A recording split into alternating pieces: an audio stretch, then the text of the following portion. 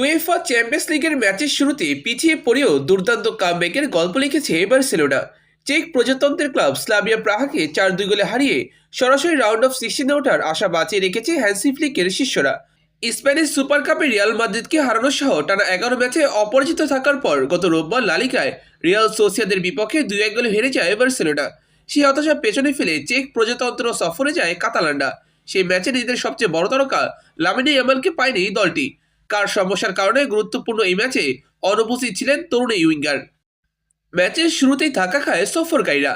Corner থেকে আসা বল ঠিকমতো ক্লিয়ার করতে ব্যর্থ হয় বার্সার ডিফেন্স লাইন।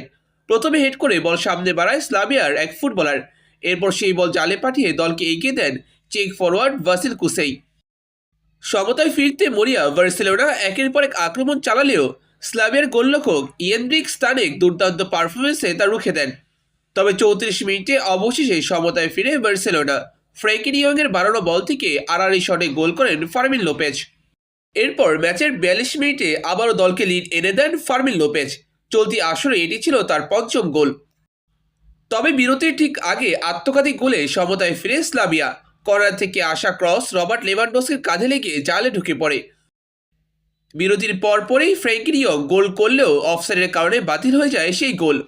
ম্যাচের 61 মিনিটে বদলি হিসেবে মাঠে নামেন রাশফোর্ড ও ডানি অলমো, যাদের উপস্থিতিতে আরও ধারালো হয়ে ওঠে বার্সেলোনার আক্রমণ ভাগ।